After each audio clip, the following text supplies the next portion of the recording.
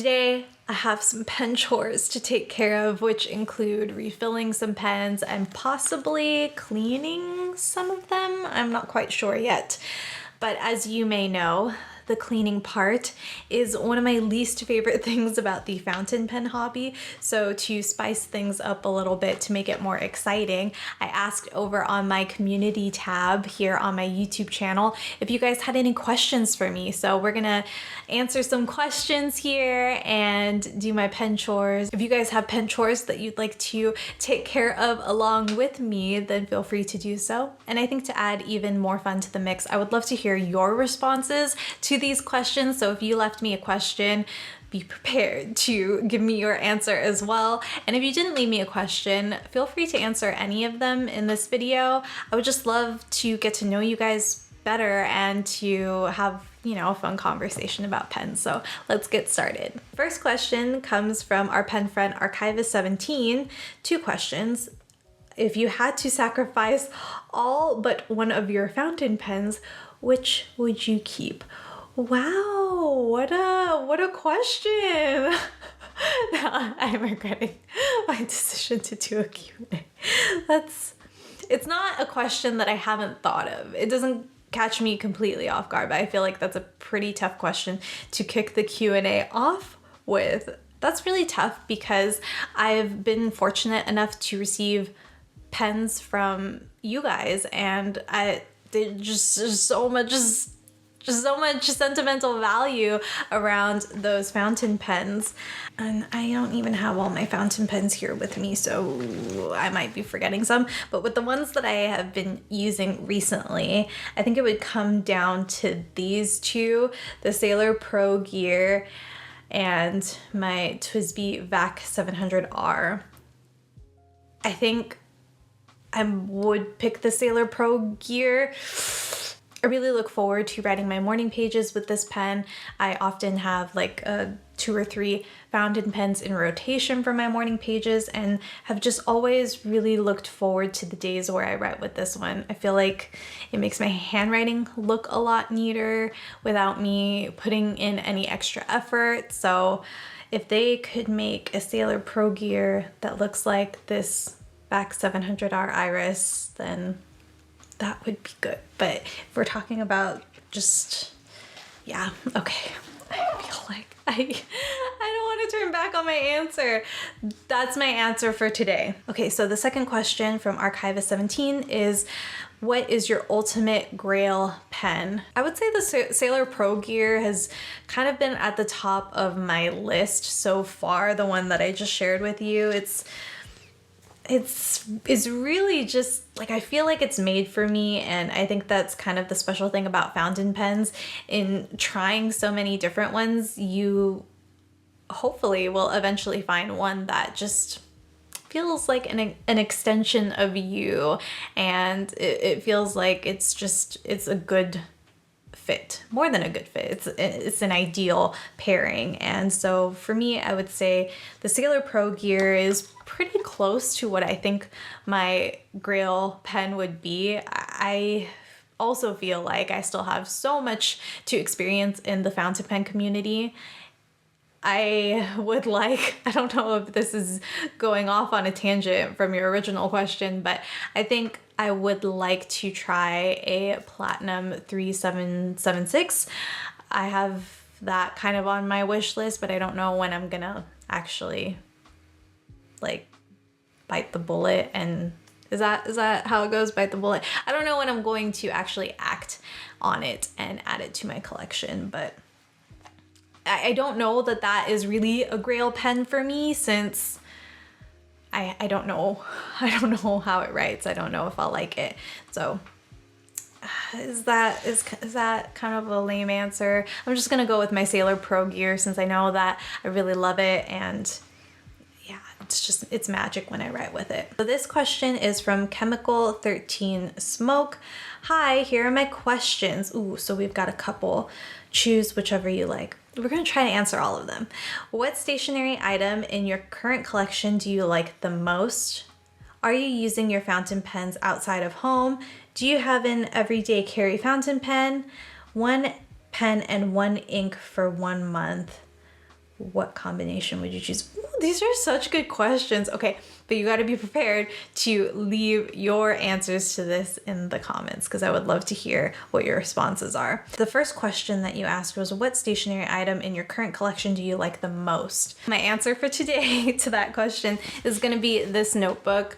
It honestly isn't groundbreaking in terms of its paper quality or design, but it's a notebook that I've had since high school, early college, and I had started journaling around that time, didn't really keep up with it, and finally made my way back to it this year. And I only have like 10 pages left in this notebook, so it's really exciting for me to come back to a notebook and to fill it completely. That alone is a really great feeling that is kind of hard for me to explain, but I'm sure you guys already are familiar with that very unique experience.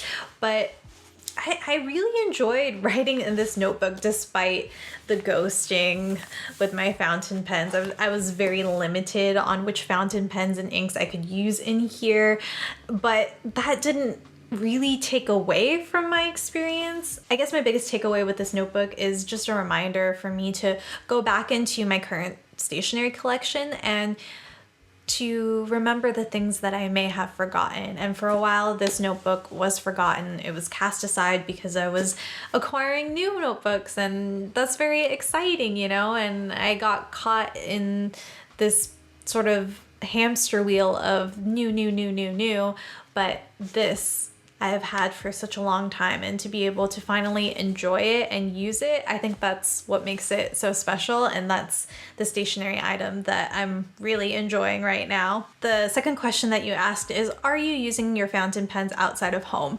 The answer to this is quite simple for me. It's no. I think I shared in a previous video like my weird fountain pen habits. I think that's what it was. I'll have it linked in the cards and in the description box below if you'd like to watch it. I kind of am very hesitant to take my fountain pens out with me. I don't really use pens outside of the home very often. I mean, unless it's a very specific instance, like I know that I'll be traveling, so I'm going to bring a journal and a fountain pen with me, but as something that I carry around to just sign everyday documents or paperwork that comes my way outside of my home, I haven't gotten over that weird like quirk or slash habit. I might get over it soon because I finally got some Kaviko pen sleeves, so I'm thinking that my Kaviko sports can finally venture out with the peace of mind knowing that they're going to be protected in my handbag. So we'll see if that changes. It hasn't yet. But also, I mean, if I'm being real, I just haven't gone out. Okay, so do you have an everyday carry fountain pen? I guess I answered this in the previous question. I don't technically, since I don't go out that often and, haven't gotten over that weird quirk. The last question that you asked is one pen and one ink for 1 month. What combination would you choose? That is a tough one. But I have two that come to mind, I think. I don't know. I'm changing my mind already before I've even answered the question. This is so funny because the ink is already almost gone in this one. But my Sailor Pro Gear with Vinta Inks Demili Terracotta. Oh, it's so good. And I think because I've used this one, I've already refilled it twice. Oops. I've already refilled this pen twice with that ink, so I think maybe I'm ready for something new.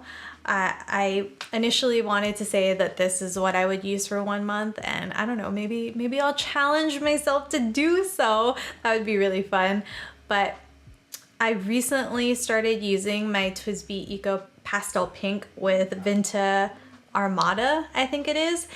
It's just a really nice gray. And my friend Chris over here on YouTube, she had recommended using gray inks, and just like the ideal situation is being able to use it across all different types of paper because it's not as stark as black but you can kind of get away with it in most situations. And I finally got around to inking up one of my fountain pens with a gray ink, and it's awesome. I absolutely love it. And this has an extra fine nib, so it really works well with, where did I put it? This not so ideal paper for fountain pens. It works great. So I would say it's a toss-up between those two. I think I'm leaning more towards this. Like if we were gonna commit and only use it for this next month, I think I would go with this combination. Just so that I have a different answer from my Sailor Pro gear. Because it's only a month. I can go back to my Sailor Pro gear after. It's from Andrew over on Pen Friends. What do you think needs to be done to attract younger markets into fountain pen and writing? Oh, this is a really good question. So I am not sure how young we're talking. I think for me, growing up, I liked the idea of fountain pens, but they just weren't prevalent in school. And that's where I spent most of my time, you know, when I wasn't home or with my family. I was at school, and that's where I learned cursive. That's where I did most of my writing. So I think if we were to have the most impact on bringing the youth into the world of fountain pens and writing, school would be one. And I just don't see that happening in my local school districts anymore. I mean, these kids are coming home with iPads, and I'm like, wait a minute, hold on, hold the phone. I had to like break my back carrying all my textbooks and stuff and notebooks, and they're just, you know, cruising with their little tablet or smart device in their backpack, and that's it, you know, a couple snacks. I mean, that's good because they'll have healthier backs, a much healthier back than I did. But, you know, another thing that really comes to mind in terms of like where the youth is spending most of their time, it's on social media. It's on YouTube. It's on Instagram. It's on TikTok. I mean, depending, you know, this is a very general statement here, and it's not gonna, it shouldn't serve as a blanket situation, but I'd say in most cases, a lot of the youth spending their time on social media. So I think what we're doing, like you and me, Andrew, and all of our pen friends here, being on social media and sharing what we enjoy most about the fountain pen hobby, what we enjoy most about that tangible writing experience, I think that is spreading a lot of awareness. I mean, I really didn't know about fountain pens until a couple years ago, and I found that out from watching a lot of YouTube videos on it. So I think we're on the right track, but I would love to hear what your take is on this. And if any of you guys have any input or thoughts on this, I would be really interested to hear, because I think writing with fountain pens is very special, and everyone should be able to experience it. And I think just, you know, the conversations that we're having around it right now are really impactful, more impactful than we might think. Okay, so the next question comes from pen friend Pam. Hi, Pam. She left me a couple questions. What was your first fountain pen? What is your favorite and least favorite ink? Have you ever been disappointed in a fountain pen you purchased? What fountain pen is your go-to? Did someone introduce you to fountain pens? Oh, these are such good questions, Pam. Okay, so what was your first fountain pen? My first fountain pen was, let me see if I can actually get this right. I think it was a fountain pen from Daiso. It's long forgotten, actually. I don't have it anymore, but it was a $1.50 fountain pen from Daiso, and I've talked about it here on my channel, so I'll link that video if you want to hear my initial thoughts on it. I still think it's a good fountain pen if you want to try something for really, really cheap, but I have changed my opinion on it in terms of it's not a forever fountain pen. It could be if you want like a knockaround pen to kind of just try different inks with like the ones where you're unsure of the properties, but it, you know, it sounds cool. So that might be a good option because it'll be easy to replace. Okay, I feel myself getting away from the original question. That was my first fountain pen, and I didn't really have like a great first experience with it. But that's user error. I remember putting the cartridge in and being frustrated that it didn't write right away. And then finally, I think I had either watched some YouTube videos and gave it another shot, and then finally realized I needed to give time for the ink to reach the feed and the nib, and it was fine after that. The second question that Pam asked is, what is your favorite and least favorite ink? I would say my least favorite ink is the ink that they put in the free blue ink cartridges that typically come with most fountain pens. I understand now, since you guys kindly shared with me, why that is chosen over just a typical black ink.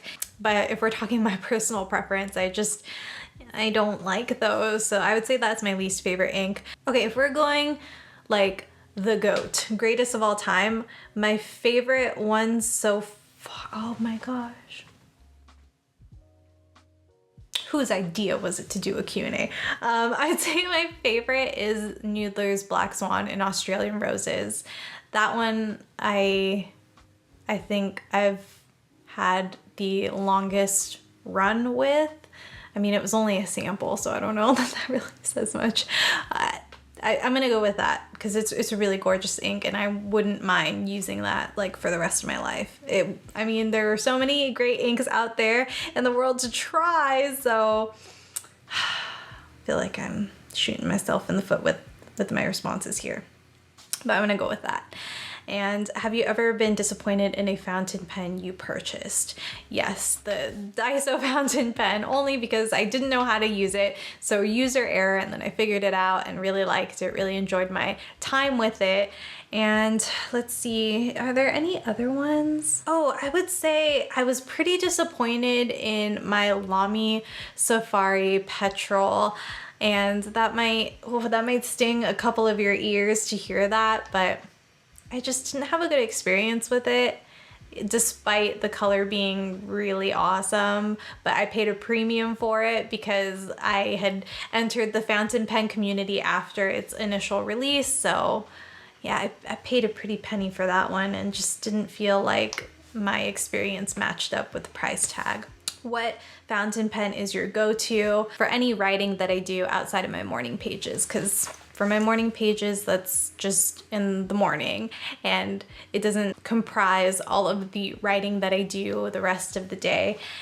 For that, I use my TWSBI Diamond 580 RG2. It's just inked up with Lamy black ink, and I use this in my bullet journal. I write down my tasks, I cross off tasks, I keep notes with this, and it's with an extra fine nib, so I can get away with using it on most different types of paper. And because it's the Diamond 580 model, it has a larger ink capacity, and this is like my go-to bullet journal pen. The last question that Pam asks is, did someone introduce you to fountain pens? I didn't have anyone in my immediate circle that introduced me to fountain pens. It was really Cara Benz from Boho Berry, and then her recommendation to, watch Brian Goulet's videos. I'd say those are the two people that really pulled me into the fountain pen world, so I'm very grateful to them for that. So the next question is, do you everyday carry fountain pens? If yes, how many, and in which case or pouch? So I touched on this earlier. I don't carry my fountain pens around with me, not yet anyway. It's just a really weird hurdle, like a mental barrier that I need to get myself out of, but that might change now that I have these Kaviko leather pouches. Kaviko kindly sent both of these to me. This one is in the color Brandy, and this one is in espresso, creamy espresso, I believe. So I feel like this is just really ideal. The Kaviko Sport is already a nice little pocket pen, so it'll fit in even my smallest handbags, and having it in a sleeve just makes me feel like it's nice and secure and protected. They feel so soft. like unbelievably soft. I think I was imagining that they would be more stiff, but they are like so nice to the touch. And I mean, is that weird that I want to smell it? It just smells good. That's beautiful.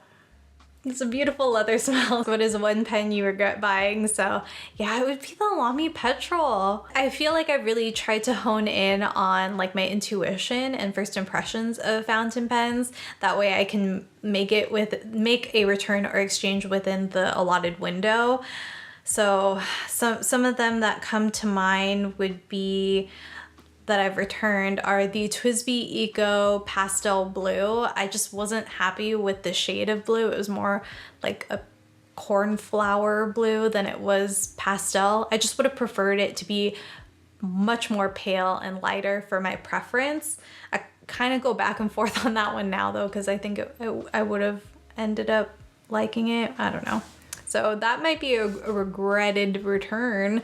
I also had the Lamy Safari, was it dark purple? I also paid a premium for that one. Or the dark lilac, is that what it was called? I didn't love it. I thought I would. Like that's actually what initiated the purchase, and the petrol was just sort of like added on. But yeah, I returned the dark lilac. I didn't care for it. Oscar asked, of which pen model do you have the most varieties? What are your top 5 must-have inks? And what is your favorite nib size and why? I'm interpreting this as like pen model that you have the most colors and finishes in. That's how I'm gonna interpret your question, but please feel free to tell me if I'm totally off. I actually have a lot of Kaviko sports. Let me pull all of them for you here. I actually have 5 Kaviko sports, which I actually find hilarious because I don't talk about Kaviko very much here on my channel. I think if you've watched any of my fountain pen videos, I often talk about my TWSBIs and how I love TWSBI as a brand, but I have 5 Kaviko sports. I have the classic Sport in white, or the Skyline Sport in white, Skyline Sport in mint, their new light lavender, they sent me this one, and the blush Pattaya, the frosted sport, and then I have my all sport in rose gold. They look so beautiful together. I haven't like seen all of them next to one another. I really like Kaviko sports. I mean, they just are spot on with the colors. If we're talking about the brand that makes my favorite colors, I'd say Kaviko takes the cake. Okay, so what are your top 5 must-have inks? I feel like I haven't tried enough inks to really answer this question as adequately as I can, but I guess if I'm going off the top of my head, I would say Konpeki is one, Noodler's Black Swan and Australian Roses would be another. And then to finish off the last 3 slots, I don't know that these will... I would just say that these last 3 inks that I'm gonna say are ones that I've been enjoying lately a lot. And I imagine that I will eventually purchase a whole bottle, but take that as you will. I really have been enjoying Vinta Demili Terracotta, as I mentioned earlier, Vinta Armada, and then Vinta La Paz. I mean, I'm just like really enjoying the Vinta inks line in general, but only time will tell if they are truly must-have inks. And then the last question that you asked was, what is your favorite nib size and why?